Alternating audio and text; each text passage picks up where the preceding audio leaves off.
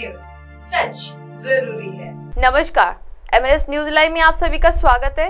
मैं हूँ आपके साथ आंचल। तो आइए देखते हैं आज की कुछ खास खबरें।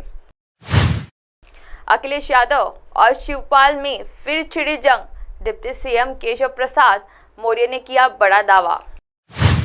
उत्तर प्रदेश के उप मुख्यमंत्री केशव प्रसाद मौर्य ने एक बार फिर समाजवादी पार्टी पर निशाना साधा है। उनका कहना है कि समाजवादी पार्टी के राष्ट्रीय अध्यक्ष अखिलेश यादव और शिवपाल यादव को संबंधों के निशाने साधते हुए कहा कि चाचा और भतीजे में एक बार फिर शीत युद्ध छिड़ चुका है। उन्होंने यह बात सुभाषपा प्रमुख ओम प्रसाद राजभर की ओर से दिए गए शिवपाल यादव के बीजेपी में शामिल होने के दावे की बात कही है।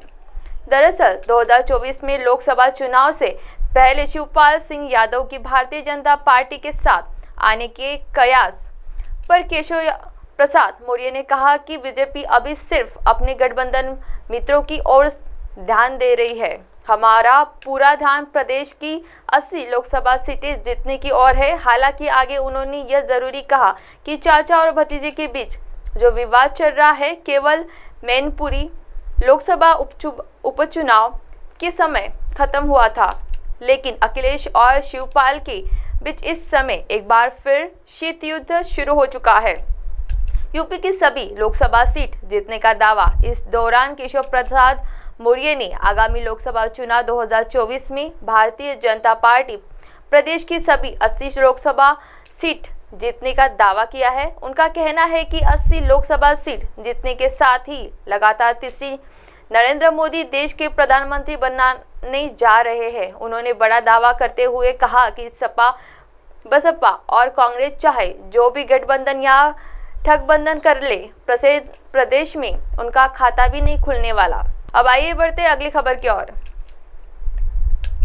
क्या है आसियान समिट जिसके लिए G20 पहले पीएम मोदी जाएंगे इंडोनेशिया। आसियान भारत शिखर सम्मेलन में 18वें पूर्व एशिया शिखर सम्मेलन में हिस्सा लेने के लिए प्रधानमंत्री नरेंद्र मोदी 6 से 7 सितंबर 2023 को इंडोनेशिया जाएंगे। उनकी यह यात्रा नई दिल्ली में 9 से 10 सितंबर को आयोजित G20 शिखर सम्मेलन में ठीक पहले ही रही है, जब अपने देश में दुनिया के अनेक राष्ट्राध्यक्ष पहुंच रहे हो और अपनी ठीक पहले पीएम विदेश दौरे पर हो, तब आसानी से समझा जा सकता है कि आसियान से भारत के लिए रिश्ते कितने प्रगाढ़ है और भारत आसियान को कितने तवज्जो देता है। आसियान मतलब दक्षिण पूर्व एशियाई देशों का संघ। यह कुल 10 देशों का एक महत्वपूर्ण संघ है। इसका गठन 8 अगस्त 1967 को हुआ था। इससे पहले 21 जुलाई साल 1961 में association of south east Asia बना था। इसके सदस्य देश थाईलैंड, फिलीपींस एवं मलाया फेडरेशन थे। जब 1967 में इंडोनेशिया, मलेशिया, सिंगापुर, थाईलैंड और फिलीपींस के विदेश मंत्रियों ने आसियान घोषणा पर हस्ताक्षर किए, तब इस संगठन का वर्तमान नाम पड़ा था। अब आइए बढ़ते अगली खबर की ओर। 20 सालों तक वित्तीय परेशानियों से जूझता रहा जर्मनी का सबसे बड़ा हिंदू मंदिर, इस दिवाली खुलेंगे कपाट। जर्मनी का सबसे बड़ा मंदिर बर्लिन में अब तैयार हो चुका है। 70 वर्षीय विल्वनाथक कृष्णमूर्ति के सालों के अथक प्रयासों के बाद 20 सालों में ये मंदिर बनकर तैयार हुआ।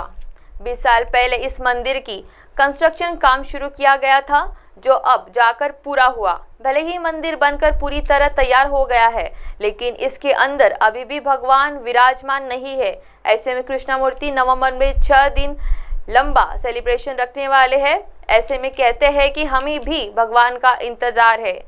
50 साल पहले बर्लिन आए और अब जाकर बना दिया ही मंदिर। 50 साल पहले कृष्णमूर्ति बर्लिन आए थे, तब से उनका यही सपना था कि वो वहाँ एक कम्युनिटी के लिए एक मंदिर की स्थापना करें। इलेक्ट्रिकल कंपनी AEG में काम करते हुए उन्हें एक एसोसिएशन बनाई जो श्री गणेश मंदिर तैयार करने में जुट गई। आखिरकार इस एक मंदिर को तैयार करने में 20 साल कैसे लग गए। 2004 में मंदिर के लिए एसोसिएशन का निर्माण किया था।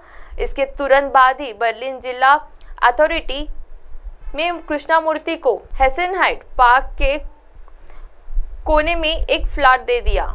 फाइनेंशियल दिक्कतों की वजह से जो काम 2007 में शुरू होने वाला था वो 2010 में शुरू नहीं कर पाए। अभी भी वित्तीय परेशानियों कम नहीं हुई है। कुल 4 कारणों से अक्सर काम रुक जाता है। पहला है अप्रूवल प्रोसीजर, दूसरा डेडलाइन, तीसरा फाइनेंशियल प्लान्स, चौथा रेगुलेशन। अब आप हमारे चैनल को आपके मोबाइल पर भी देख सकते हैं। मोबाइल ऐप पर देखने के लिए प्ले स्टोर से MNS news TV app download करें। इंस्टाग्राम, ट्विटर, हाइकू, फेसबुक और कई सोशल मीडिया प्लेटफॉर्म पर हमारा चैनल उपलब्ध है। आप हमारे चैनल को लाइव भी देख सकते हैं www.mnsnewstv.com पर। फिलहाल वक्त हो चला है ब्रेक का, सो ब्रेक से लौटने के बाद देखिएगा देश और दुनिया की तमाम बड़ी खबरें। बने रहिए MNS न्यूज़ के साथ। नमस्कार।